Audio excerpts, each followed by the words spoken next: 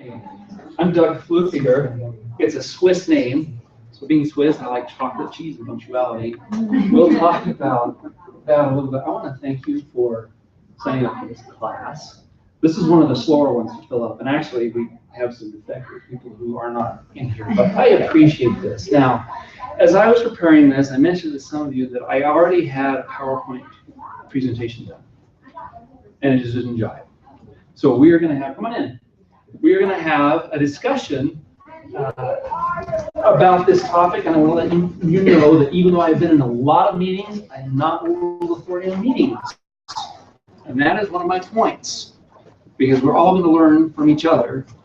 Hopefully we will all be edified and rejoice together. So I have a little list on the board about some things that we may need to cover in a typical meeting. Not every meeting might need those items. And when you're meeting in an online environment, it might be a little bit different, a little bit weird, but it probably is not that weird. Now, I want to make an invitation before we get started. Who in here wants to admit to being kind of a shy person? Okay, good, good, good. And sometimes maybe when you're thank you for having the courage to admit it. I'm one of you, believe it or not. I know I've spent many years sitting in the back of classrooms or sitting and hoping the teachers would actually see me and hoping that other people would answer the question because I was a little apprehensive about doing so. I would like to issue an invitation to you, even if you didn't raise your hand, and that is to make at least one comment before you walk out the door. Who here is an extrovert? Who likes to talk and has brilliant, amazing things to say? Kind of open your mouth. Okay. So the invitation to you is to let us impart of your wisdom, but also allow time and space for others to impart their wisdom. Because I want to hear from everybody. I want to learn from you. All right, so we're going to dive right into this. Let's talk about the what. What we're going to do is we're going to list all of the meetings that you have attended in the last 6 months. Shout them out. TGL, yeah. Girls Camp. Girls Camp. Board Council. Okay. PEC. Okay. How often do you hold PEC? Once a month. Once a month, you lucky duck. I heard another one. Was it girls? Young Women Presidency. How often do you hold that? Once a month. Okay. What else? Department meetings. Department meetings. Family meetings? Family meeting. What do you mean by that? Like the councils. I like. Okay, good. That's an S. What else? Church. Church meetings. So you say like sacrament meetings? Okay.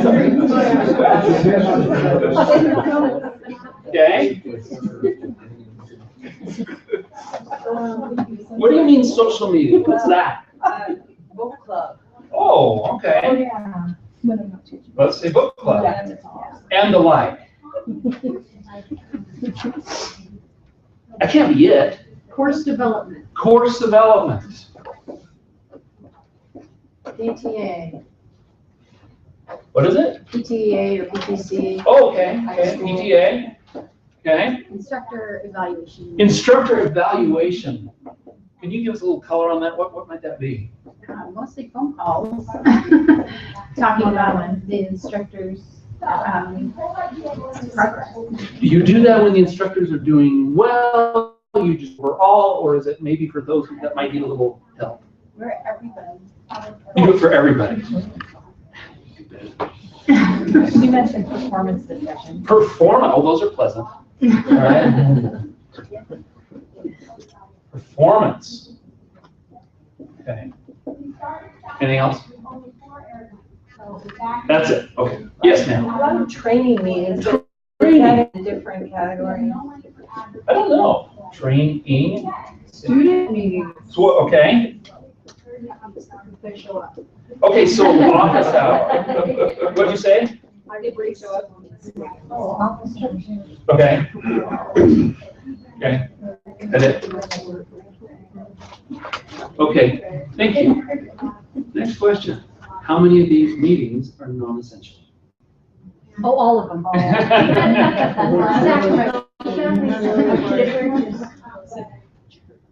I'm not going to define non-essential. How many would you say are non-essential? Would it depend on the meeting, like how the meeting goes? Sometimes structurally depends on sometimes. That is a very interesting point. So it might be an essential meeting, like the Lord commanded sacrament meeting, right? That's a yes or yes. That's not a yes or no. But maybe, or maybe like a department meeting is essential, but it depends on how it's structured and run, or how useful it Or is. how often?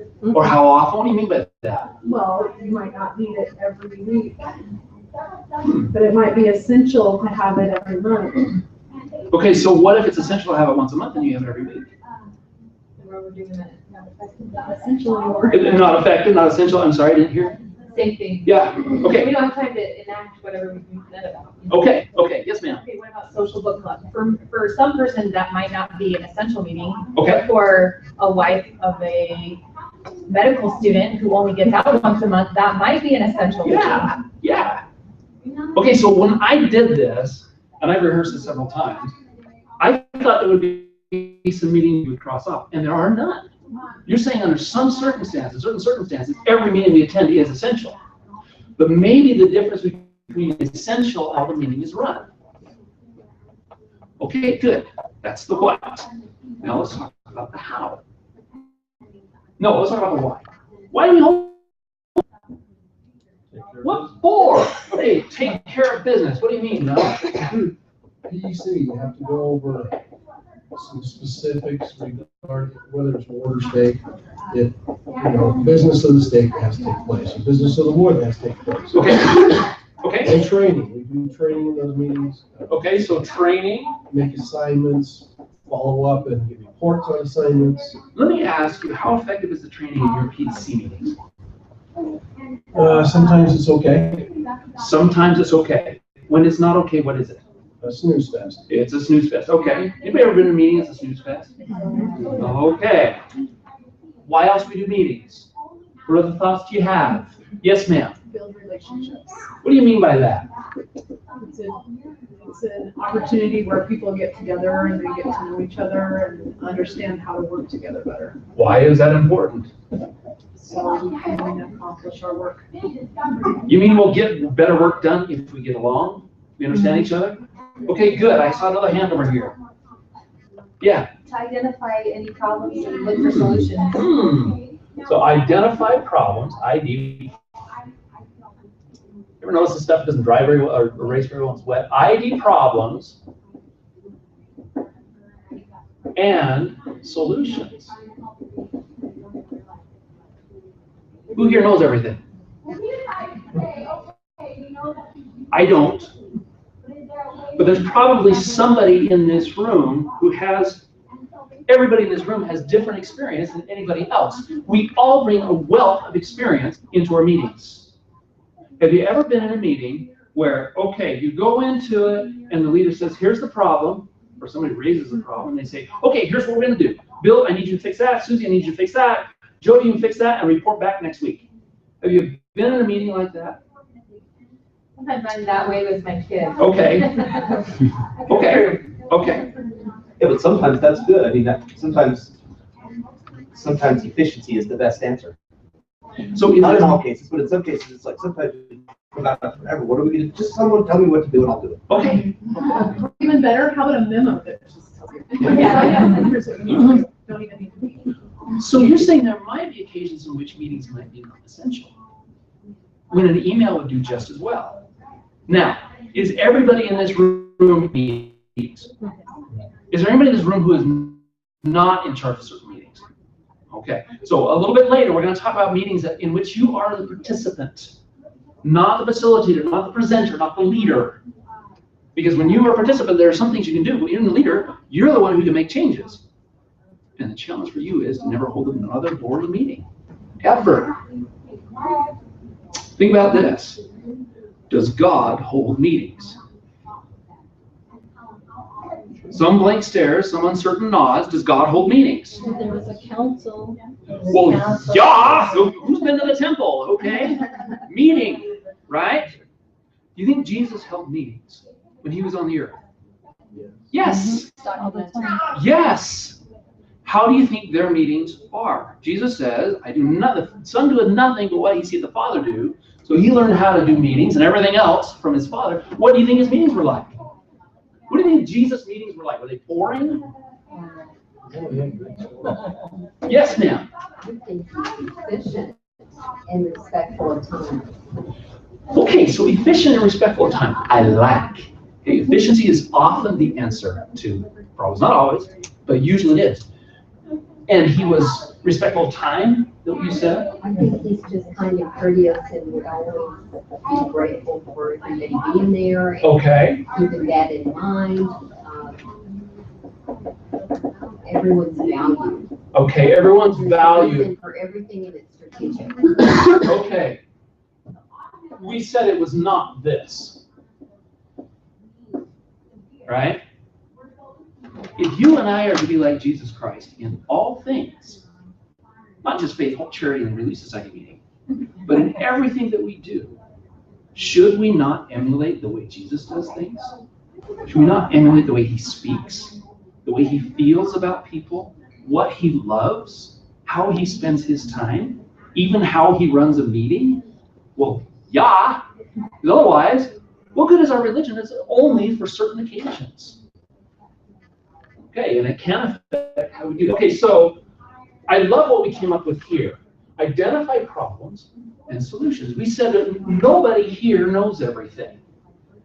But everybody in this room has experiences that other people have had. So is it fair to say that the purpose of a meeting is to, well, actually, I really like what you said, Teresa. Let me look at my notes here, which are shut down. Okay. So maybe the purpose of the meeting is to identify or elicit, draw out, the ideas of others to solve common problems. True or false? You tell me. I don't know. Is the purpose of a meeting to solve problems? I don't know. Okay. Most meetings, a lot of them on there, like work meetings and school meetings are. Okay. Let me rephrase that then. Is it to solve meetings or to identify solutions? And next step. We're all sitting in a room. Maybe we can't solve, problem X, Y, or Z. You have a thought? Yeah, just that we have to leave the meeting to go try to do it. Okay, so you gotta go out to make something happen.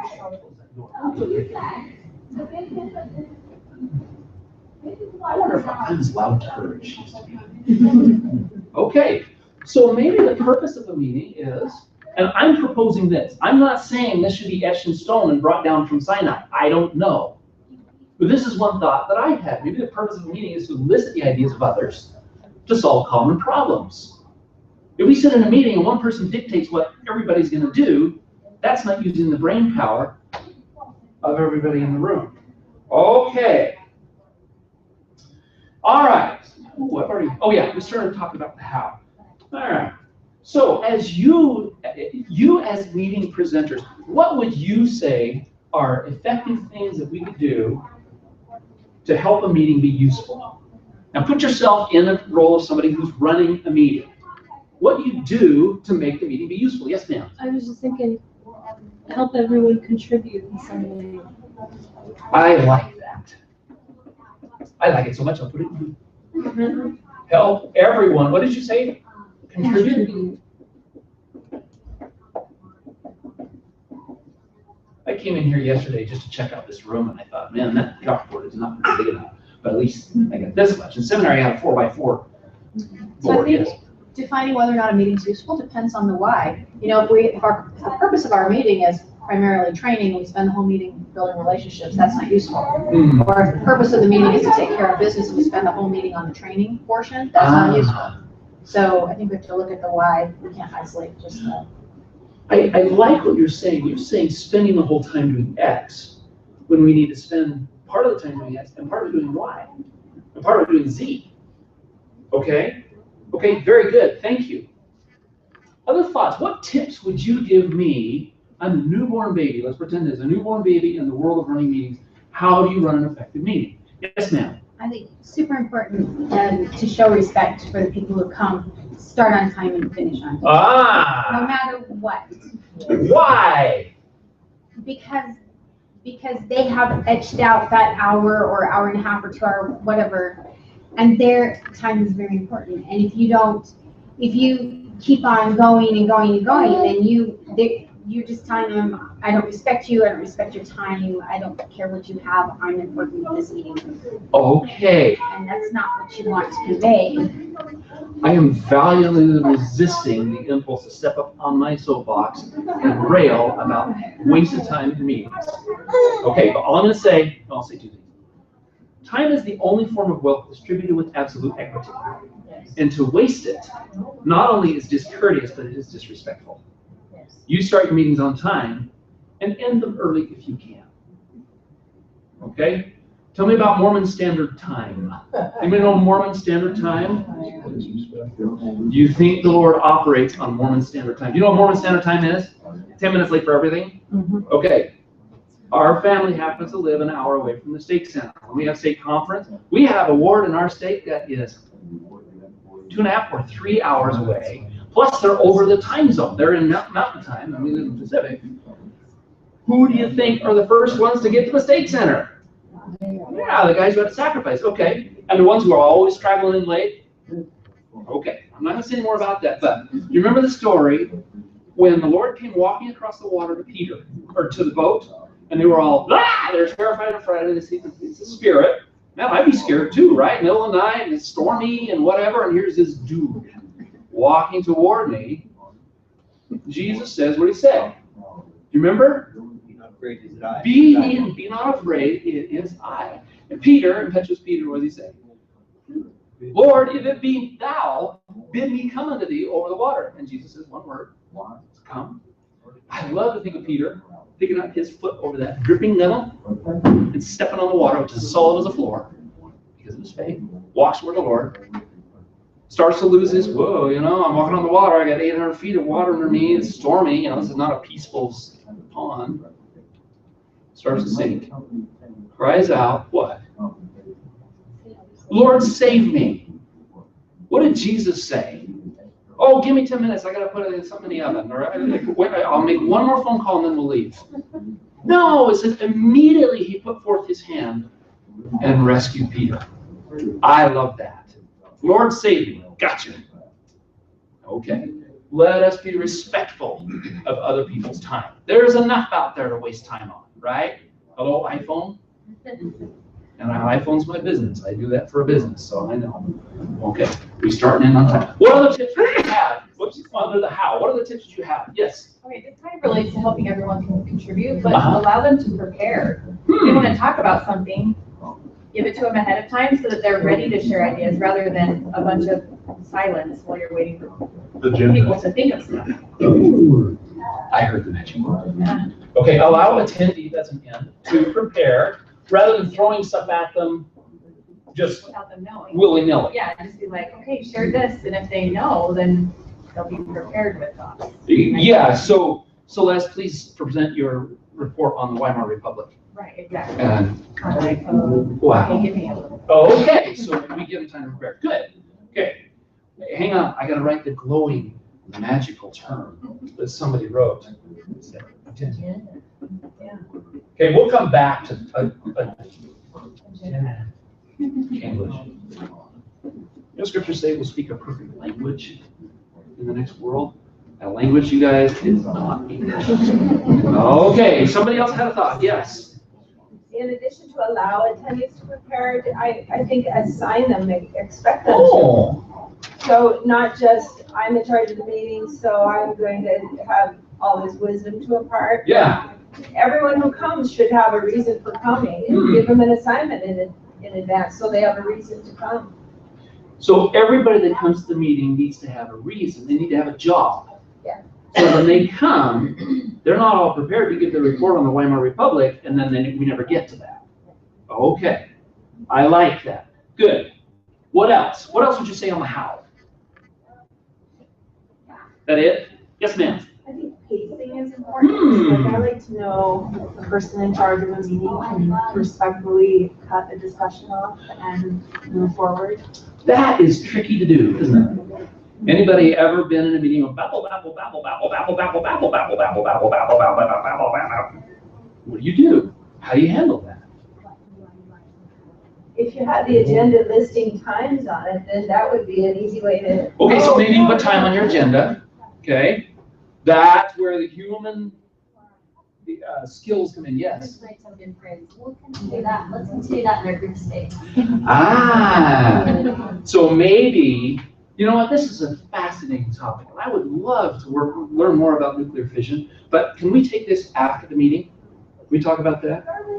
Okay, that's a great thing to do. So that helps us to manage time, right? Okay, okay. All right, anything else? Yes, ma'am. Location, location, location. Tell me about that. Well, it's important to put it, whatever the meeting happens to be, in a location that's not too hot, not too cold, comfortable, but where it's thought-provoking. Okay, so maybe the environment isn't distracting Yes. from what's going on. Yeah, Okay, good. but not a cell, you know. Yeah, not a prison cell. Yeah. Good. Okay, good. Have a thought over here?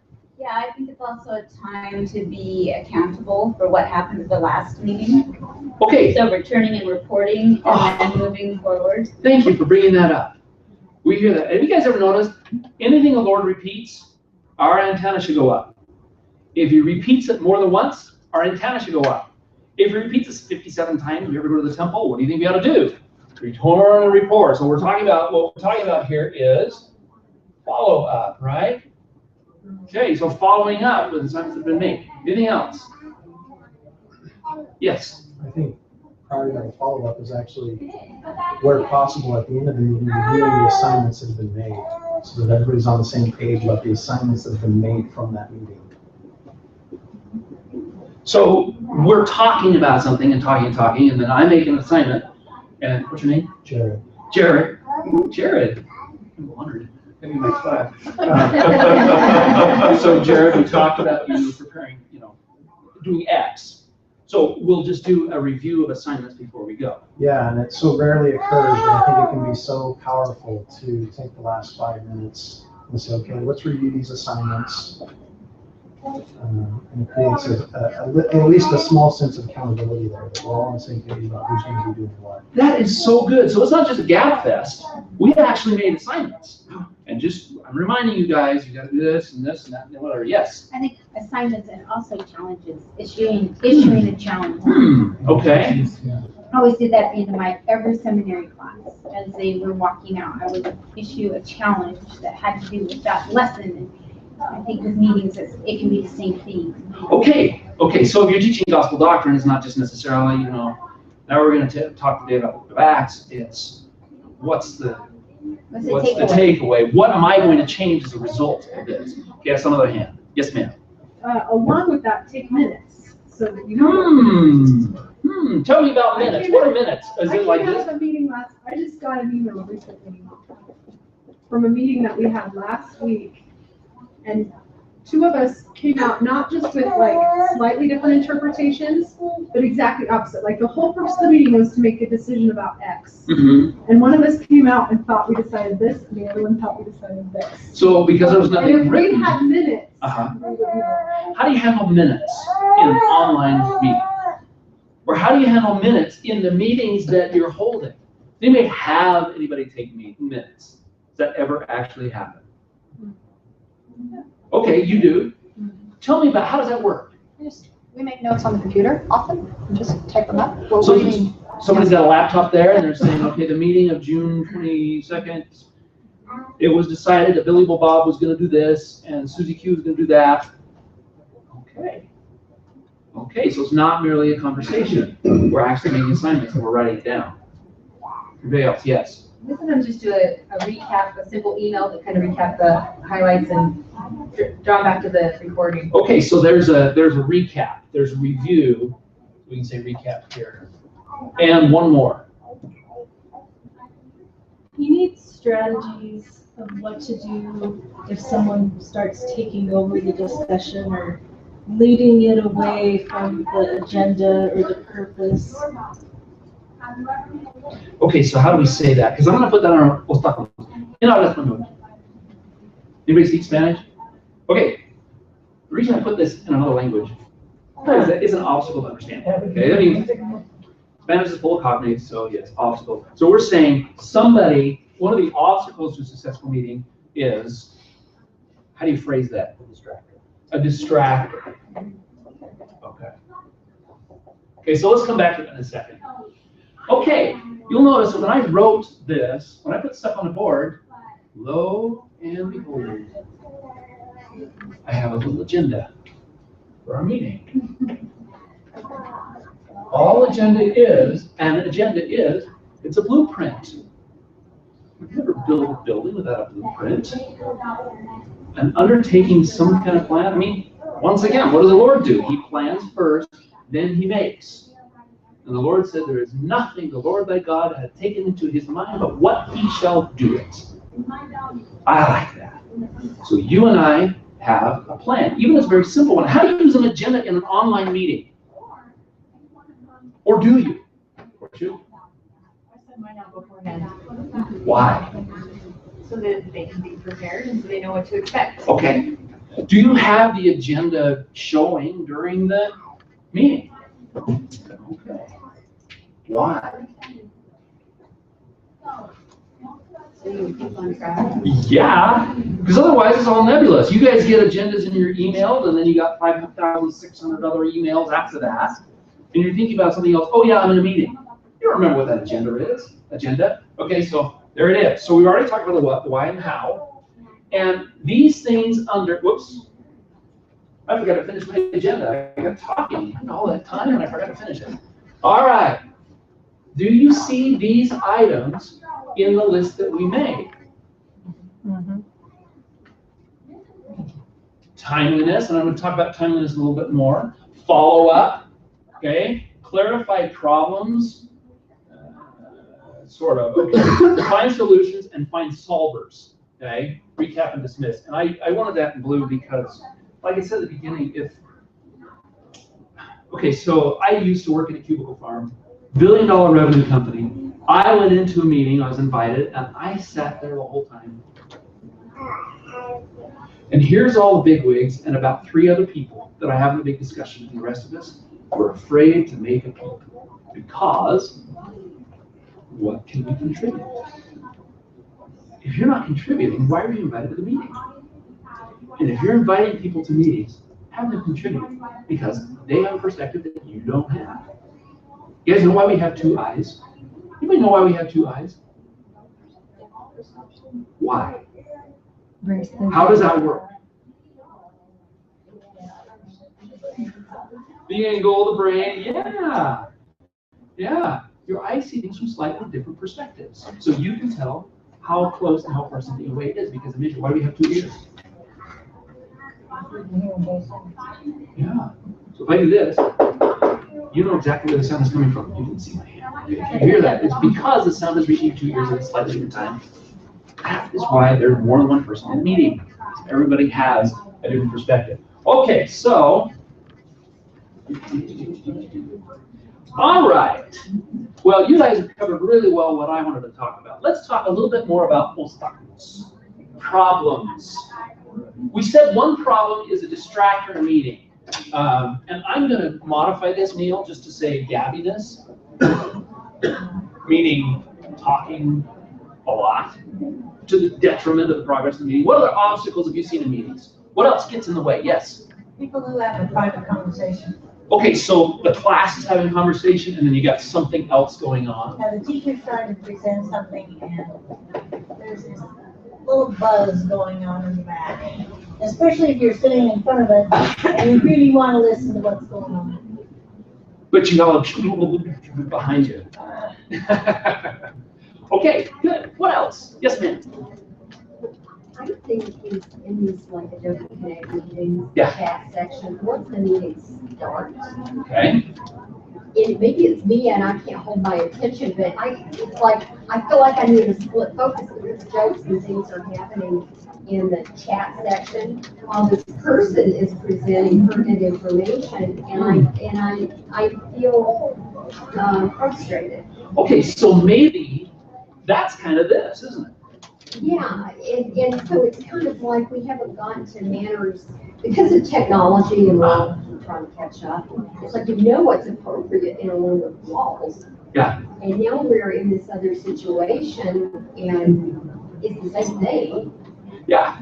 So a little chatting going on. But Yeah, okay, but right. how do you set the tone for that? Stop talking. You know, how do you manage a chat? How would we handle that? We have a comment right here. You know, I think as the person running the meeting, you can set up the expectation of what's appropriate in the meeting. And Okay. sometimes I found as I'm running a teaching group meeting, I don't know if people are off like getting their kids to bed or they're with me or not. Sometimes, you know, if they're making comments in the chat, I say, oh, they're commenting on what the presenter's saying and they have a question about it, and it's good to know they're still with us. Since we can't verbally see their nonverbals in an online setting, it's sometimes helpful. Yeah, so at least we know they're alive. Yeah. Okay, yes, sir. So, I agree, it can be distracting. I think you need to set expectations.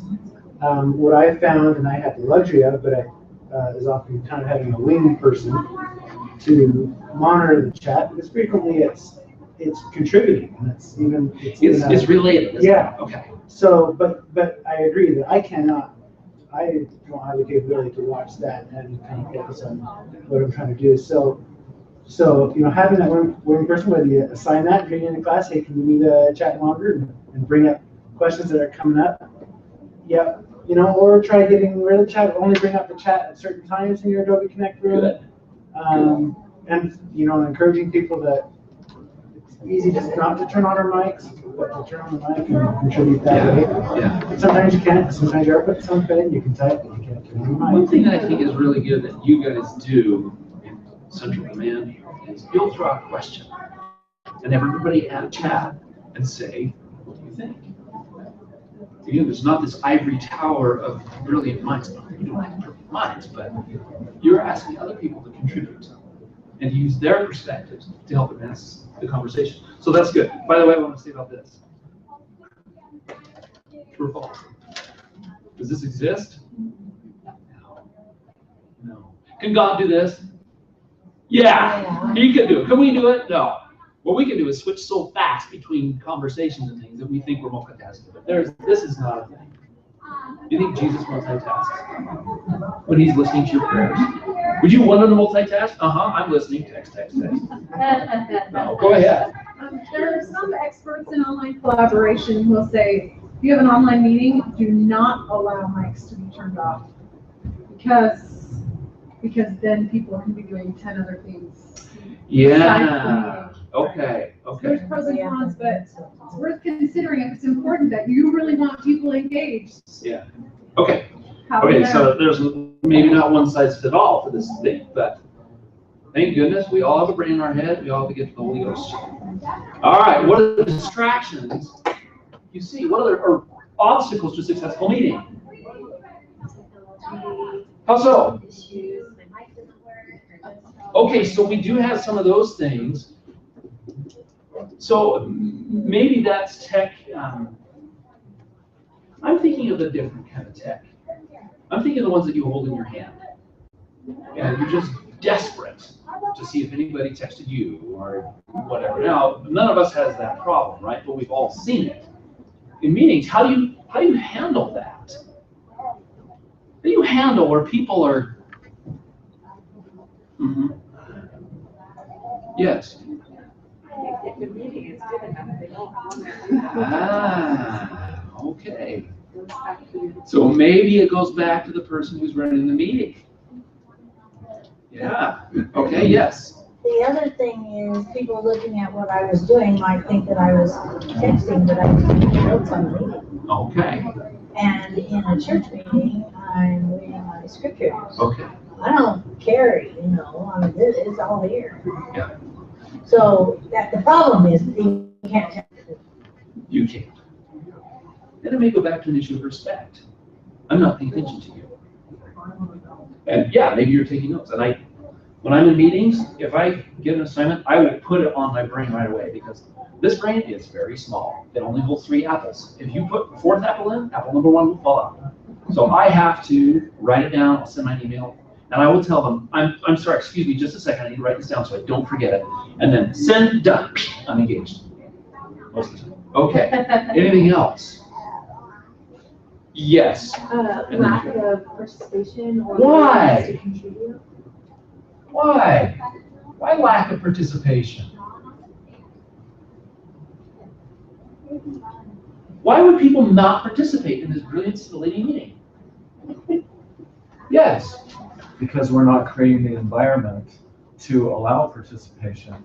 So it's up to the facilitator to ask the questions, to pause, to wait for the responses, to ask for someone else's input, to get that participation.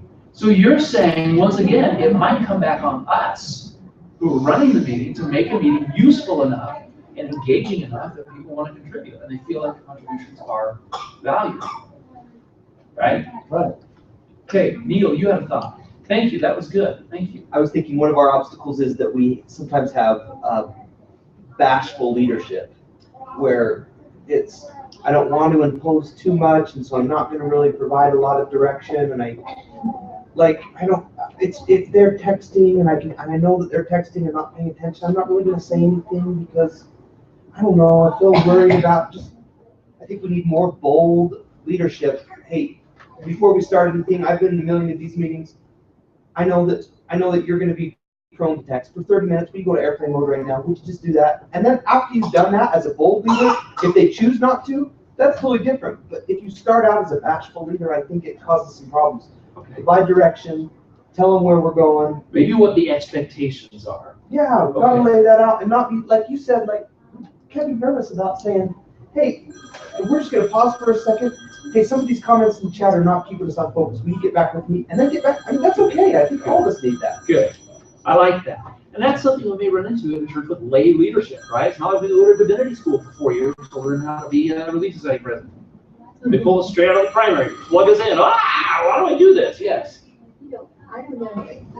When I made the comment about the chat section, I do think it's totally relevant in that for questions and the way you guys will do questions, people will give a response. But when somebody starts saying, yeah, they started selling Girl Scout cookies, who's in the them? I'm like, I am not. I'm trying because I'm a visual learner and I have to really focus.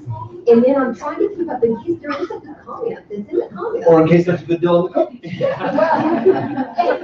all of a sudden it's like she wants substantive feedback and I'm like, I'm rattled. I just kind of been taken on a journey. You know what I mean? And so I'm wondering in training, is it would be the question to ask in training when we're training in Adobe Connect? Because I think we do want the spirit to be there, and I'm not saying, you know what I'm saying, it doesn't have to go for. But if we get way off track, I don't think the spirit's going to stick around strongly. Yeah.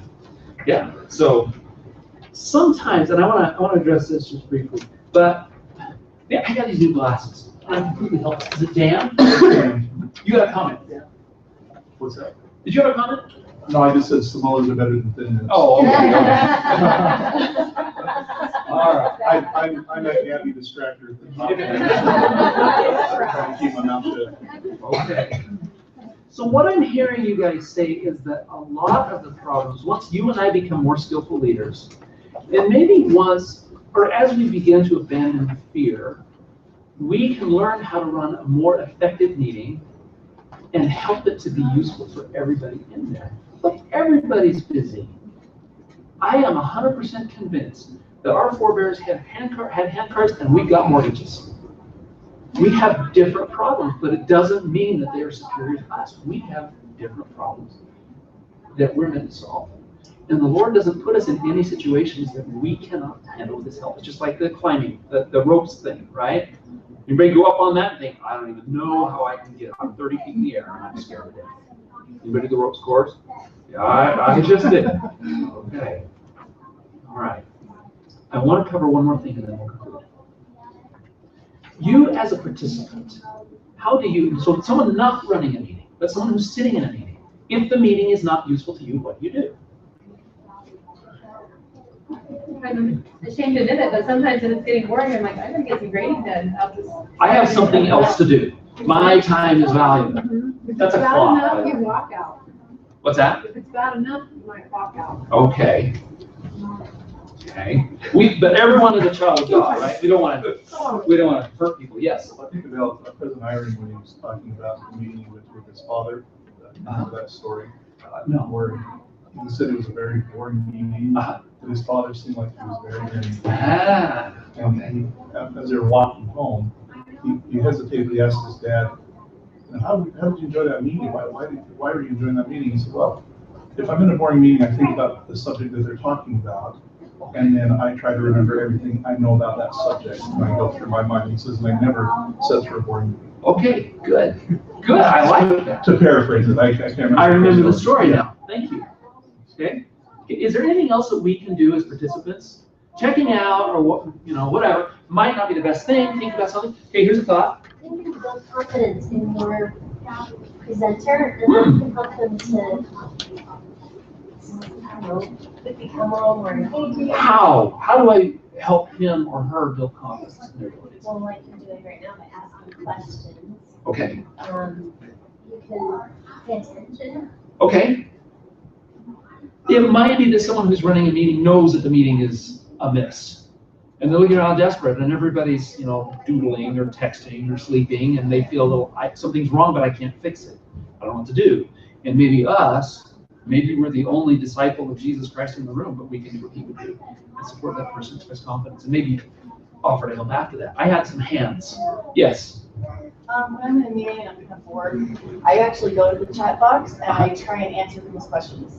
So if they ask a question, I try and find the answer. And Okay, so you're contributing. put it in there, yeah. Okay. These are great answers for online meetings. Let's think about in-person meetings as well. Yes. Sometimes it's appropriate to make a suggestion when you can see that, what we really need to do is. Okay. Hey, maybe right now we could. Yeah. Sometimes that's all. Okay, so you can bring them back to this. And by the way, we didn't talk about easy solutions and hard solutions or problems. Okay, but we can say, hey, I had a comment about the next item on the agenda. Do you mind if we touch on that for a moment? And that kind of shakes everybody back into shape. Yes. In church, we never scratch our children's backs. Because to do that, they have to bend their head down. We always taught them eye contact with the speaker. Okay, eye contact. And that really helps not only them to listen to the speaker, to be able to look out at a face that they can make eye contact with and know that somebody's really listening. Okay, good. Well, you guys, it's almost time to be done. I have appreciated your input and your insights, and thank you to those of you who maybe wouldn't have commented but did. Thank you. So what we talked about is what meetings we hold. We decided that they are all essential in one time or another. Why we hold meetings? We hold meetings so that we get ideas from others about how to solve problems, whether they're easy or hard. We talked about the how, okay, and especially what the responsibility is on leaders to constantly improve and to help those with us in the meeting to be contributors, and then how we as participants do that. Now, before we conquer, I hope that you've learned some things from this. I've tried to run an effective meeting here. As a council, I had an agenda. I looked for things from you guys to teach me so I can run a better meeting.